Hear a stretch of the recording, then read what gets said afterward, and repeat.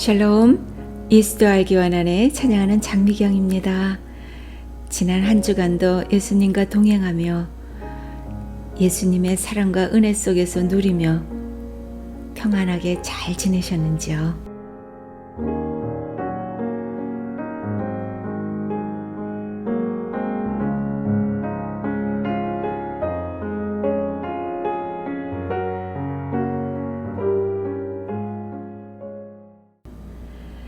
얼마 전에 읽은 감동의 글입니다. 쇳문과 여백. 도둑은 잡지 말고 쫓으라는 말이 있습니다. 경행록에도 남과 원수를 맺게 되면 어느 때 화를 입게 될지 모른다라고 했고, 제갈공명도 죽으면서 적을 너무 악랄하게 죽여 내가 천벌을 받는구나 라고 후회하며 적도 퇴로를 열어주며 몰아붙여야 한다는 말을 남겼습니다.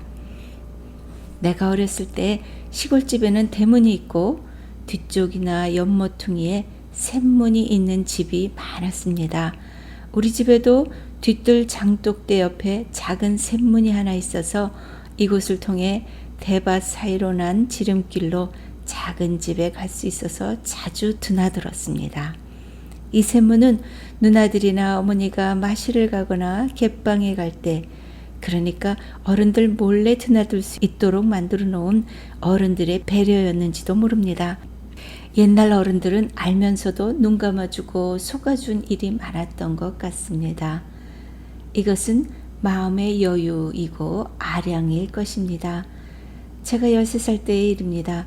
황금물결 넘실거리던 가을 들녘은 추수가 끝나자 삭막하였지만 넓은 마당은 다니기도 어려울 만큼 나락배놀 곧 낫가리로 꽉 차 있었습니다. 하늘 높이 쌓아놓은 나락배놀은 어린 우리들이 보기에도 흐뭇했는데 여름 내내 땀 흘리며 고생하셨던 어른께서는 더욱 그러셨을 것입니다. 그 속에서 우리는 신나게 숨바꼭질을 하며 놀았습니다. 늦가을 어느 날 타작을 하며 나락을 마당에 쌓아놓고 가마니로 덮어놓았습니다. 다음날 아침 어수선한 소리에 나가보니 거위 한 마리가 목이 잘린 채 대문 앞에 죽어 있었습니다. 원래 암농거위는 목소리가 크고 맑아 소리를 쳐서 엄포를 놓거나 주인에게 구호 요청을 하고 순놈 거위는 허스키한 목소리를 내며 꽥꽥 소리를 지릅니다. 목을 길게 빼고는 날개를 치면서 덤벼들어 물어뜯는 고약한 성질도 가지고 있습니다. 그래서 동네 아이들이 무서워서 우리 집에는 얼씬도 못했습니다.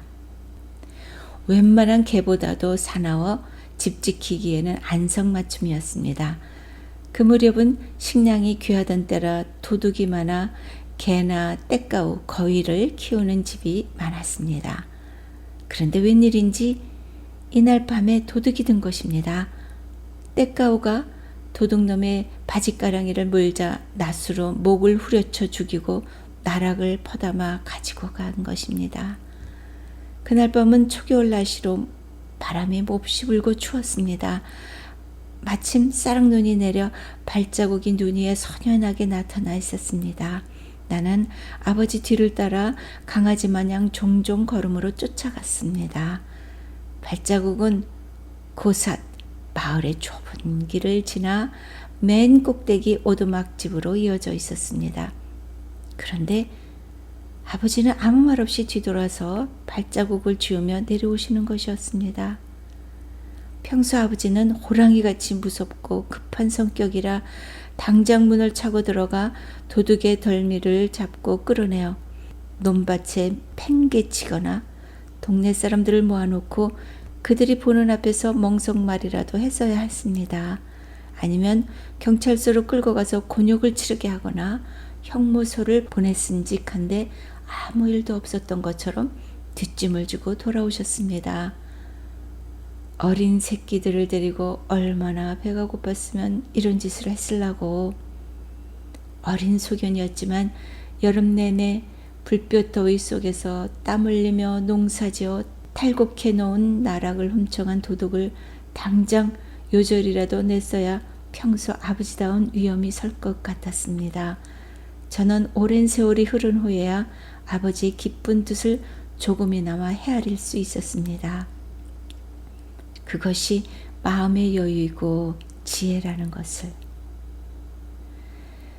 도둑은 잡지 말고 쫓으라는 말씀도 함께.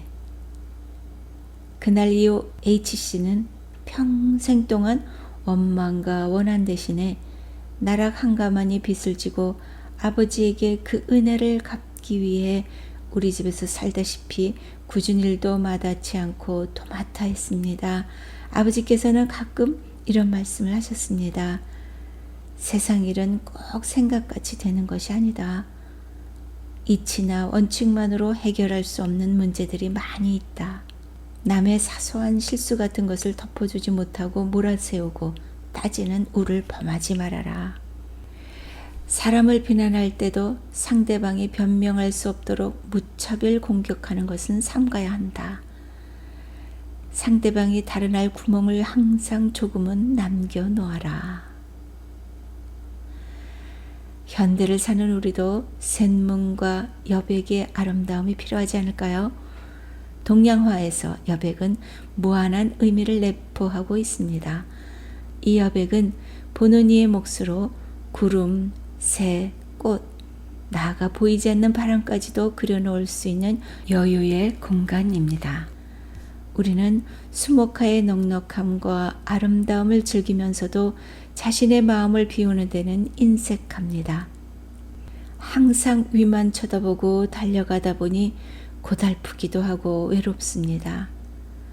적정한 소유가 마음의 평안을 주고 여유를 가진 삶이 풍요를 누린다는 진리를 우리는 대부분 지식으로 알고 있습니다. 또한 너무 완벽하고 철두철미한 사람은 타인이 접근하기가 부담스럽고 경계의 대상이 되기도 합니다. 공자는 물이 너무 맑으면 고기가 살 수 없는 것처럼 사람도 남의 옳고 그른 것을 계속 살피다 보면 친구가 남아있지 않는다고 했습니다. 약간 엉성하고 빈틈이 있어야 함께 어우러지기도 하고 서로 동화되기도 한다는 사실이 새삼스럽게 다가오는 요즘입니다. 돈을 귀히 여기는 자는 재물을 가지나 사람을 귀히 여기는 자는 천하를 얻는다라는 말이 있습니다.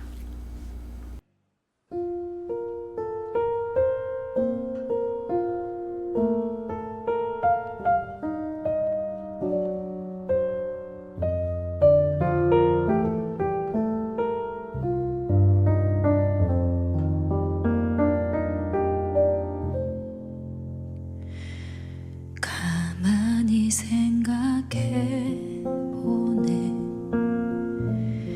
주님 내게 행하신 일, 그때는 몰랐었지만 지금 깨달아지는 일, 잔뜩 움츠린 어깨 위로 따스한 긍휼이 내리네. 지우고 싶은 실수에 나를 가둔 마음을 여시는 주.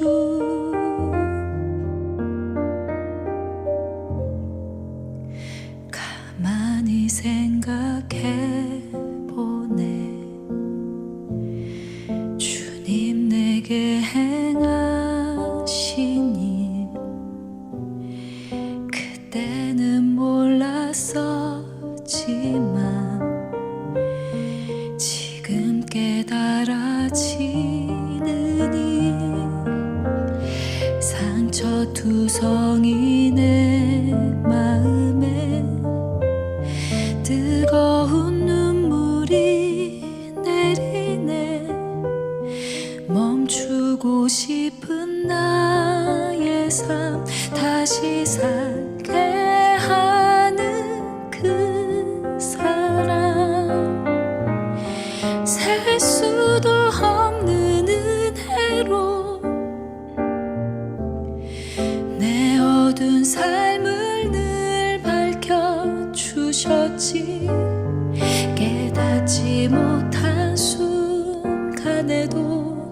늘 반짝였던 나의 삶 밤하늘 가득 별들을 올려다보면은 기네 시간이 흐르고 흘러 그 은혜를 알게 됐네. 내 삶 여전히 빛나는 것 내 안에 사는 빛 때문에 그 빛이 모든 어둠을 물리치기 때문에 그 빛이 모든 어둠을 물리치기 때문에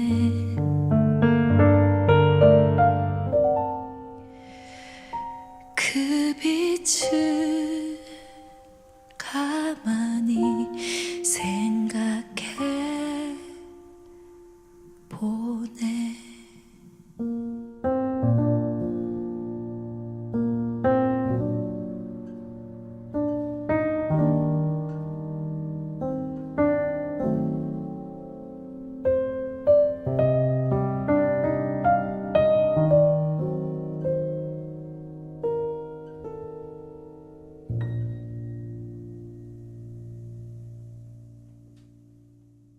순천 대대교회 공학섭 목사님의 글입니다. 갯벌, 개들의 영토. 마을 갯벌에 나가보았다. 한낮의 시간이어도 구름이 끼고 바람이 살랑거리니 갯벌 친구들 짱둥어, 농개, 칠개 등이 놀멍 쉬멍 중이다. 요란한 전쟁을 벌여놓고 싸우는 사람들에게 보란듯이 평화롭게 흥겨운 향연을 벌이고 있다. 발소리를 듣고 순식간에 주랭랑을 친다. 개들은 자기 집 부근에서 놀다가 외부 세력이 접근하면 일단 집으로 몸을 숨긴다. 그들은 다급해도 남의 집으로 들어가는 법이 없다. 그런데 오늘은 농개 한 마리가 실수로 자기 몸집보다 작은 동료 집에 들어갔는지 발을 밖에 내놓은 채 몸만 숨겼다. 갯벌은 숨쉬는 생명의 땅이다. 갯벌의 품은 어찌나 넓고 큰지 셀 수 없는 생명체들이 거처로 삼는다. 장어, 대갱이, 개찌렁이, 고동, 꼬막, 바지락 등이 쉴 새 없이 꼼지락거린다. 눈에 보이지 않는 미생물들은 더더욱 많다. 갯벌은 소중하다. 어류의 생산, 오염 정화의 역할, 홍수 조절과 태풍 완화, 생태적 기능, 심미적인 가치가 더해진다. 서울의 강남 땅은 없어도 세상은 굴러가지만 갯벌이 없으면 수많은 생명체들이 호흡은 정지되고 말 것이다. 육지에 사는 생명체들까지 심각한 생명의 위협을 느끼게 될 것이다. 이러한 소중한 갯벌이 점차 줄어들고 있다. 유럽에서는 갯벌의 소중성을 깨닫고 복원하는 추세에 있다. 우리나라는 갯벌이 중요하다는 말은 하면서 갯벌을 메우고 있다. 새만금 사업이 대표적인 사례다. 눈앞에 있는 개발 이익만 보았지 갯벌의 궁극적인 가치를 소홀히 여기고 있다. 갯벌은 본래 사람들에게 준 땅이 아니라 갯벌에 사는 개들과 짱둥어들의 몫으로 하늘이 내려준 땅이다. 그들의 영토를 사람이 점거하는 것은 침략이다. 일본이 우리나라 영토를 침략할 때 나쁜 나라라고 욕하듯이 짱둥어와 개들이 인간을 향해서 그러할 것이다. 개들은 자기들 살 집 외에는 두 채의 집을 짓지 않는다. 갯벌에 집을 만들기 위해 구멍을 뚫는 일마저 훼손이 아니라 갯벌에 산소를 공급하여 건강하게 해준다. 건강해진 갯벌은 그들에게 더 많은 먹거리를 내어준다. 사람은 갯벌에서 나오는 이익은 취하면서 갯벌을 위하여 아무것도 내어주는 것이 없다. 훼손과 오염만 시킬 뿐이다. 갯벌은 사람에게 바라는 것이 없다. 훼손만 하지 않으면 자기 몫을 다하고 인간에게 많은 것들을 내어줄 것이다. 우리 마을에 와서 갯벌 체험을 할 때 생명체들을 구경거리로 삼지 말고 하나님이 지으신 소중한 생명으로 여겨주길 부탁한다. 개들의 영토에 잠시 방문했다는 자세를 가져야 한다. 갈대숲이나 갯벌에서 만나는 생명들을 향해 무례하지 않아야 한다. 따뜻한 시선과 부드러운 말로 응대함이 맞다.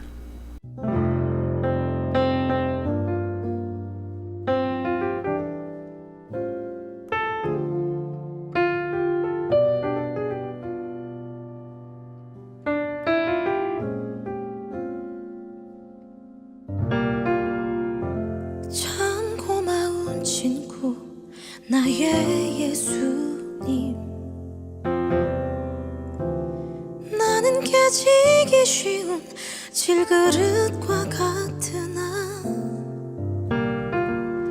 때론 낙심해도 포기치 않음은 예수의 생명이 내 안에 있기에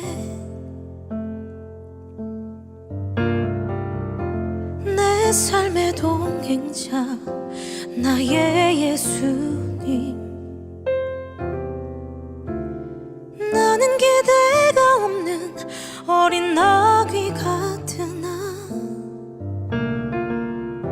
늘 쓰러지나 다시 일어남도 예수의 생명이 내 안에 있기에 나의 약함은 나의 자랑이요, 나의 실패는 나의 간증이요, 나의 아픔은 나의 영광이니 그 부르심 따라 내가 걸어갑니다.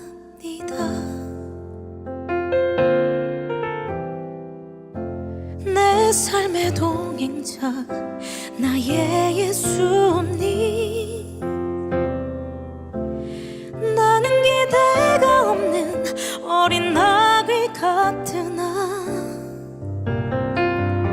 늘 쓰러지나 다시 일어남도 예수의 생명이 내 안에 있기에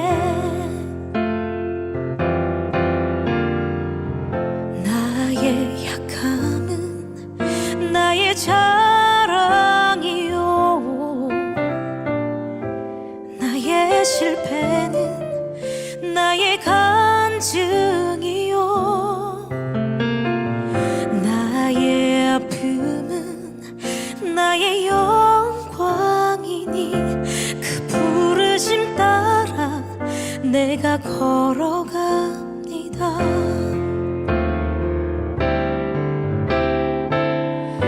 나 가난함은 나의 상급이요,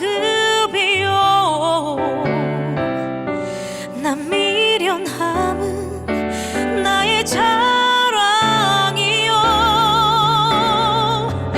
나 쓰러짐이 나의 고백이니 그 부르심 따라 내가 걸어갑니다. 그 부르심 따라, 그 부르심 따라, 그 부르심 따라, 그 부르심 따라, 그 부르심 따라, 그 부르심 따라, 그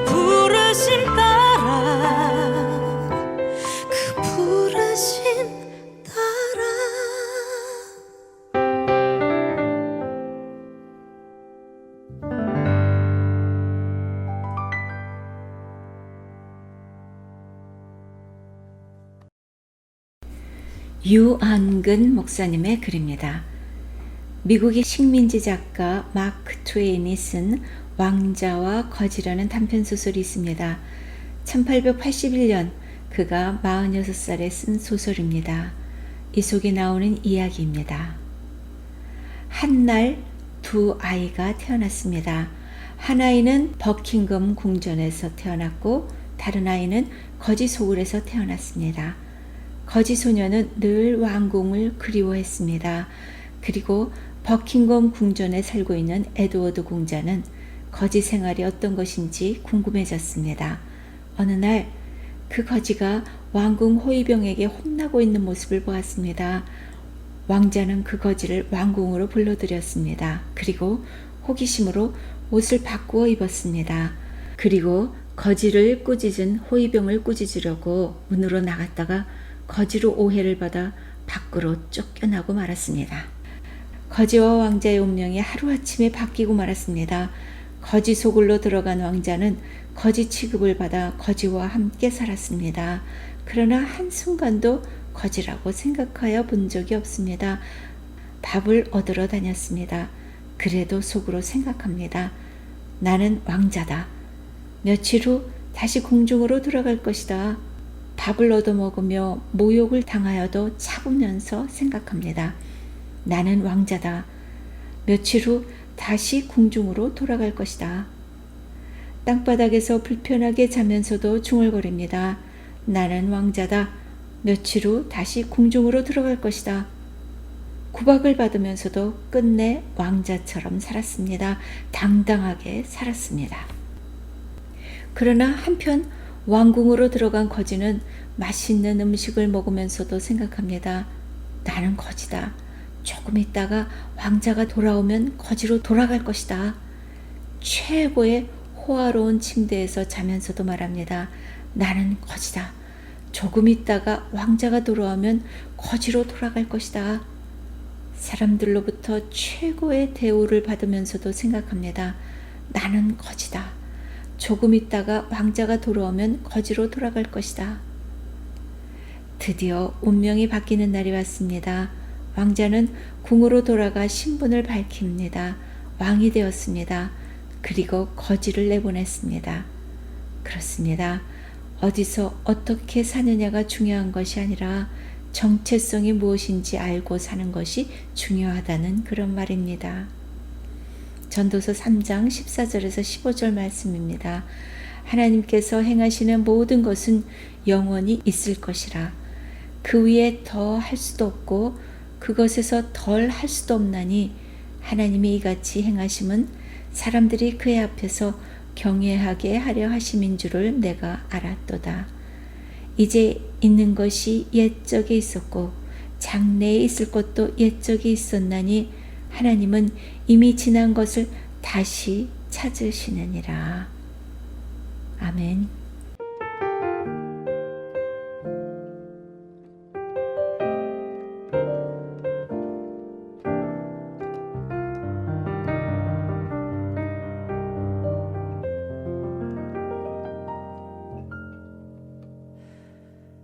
내가 주님 알기 전 주님 날 먼저 아시고 나 주님 사랑하기 전 주님 날 사랑하셨네. 나를 이미 아시고 내 죄 사기 위하여 그 아들을 보내셨네. 그 아들 보냈네. 사랑하는 내 딸아, 내가 너를 잘 안다. 너의 눈물을 안다. 너의 아픔을 안다. 사랑하는 내 딸아, 원한 내 마음까지도 이미 널 알고 있단다. 너는 내게 와 편히 쉬어라.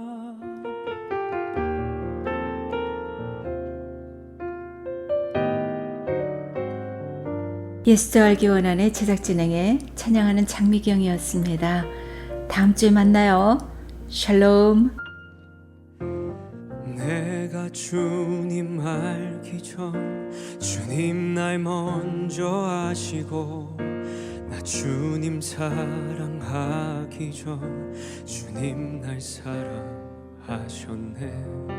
나를 이미 아시고 내 죄 사하기 위하여 그 아들을 보내셨네. 그 아들 보냈네. 사랑하는 아들아, 내가 너를 잘 안다. 너의 눈물을 안다. 너의 아픔을 안다. 사랑하는 아들아, 원한 내 마음까지도 이미 널 알고 있단다. 너는 내게 와 편히 쉬어라.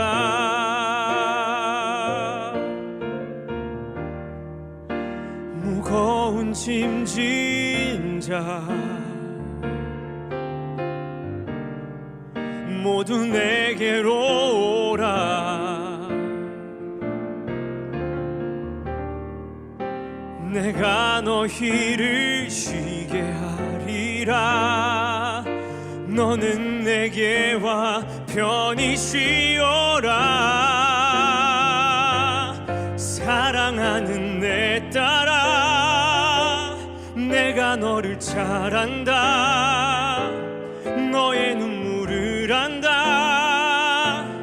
너의 아픔을 안다. 사랑하는 아들아,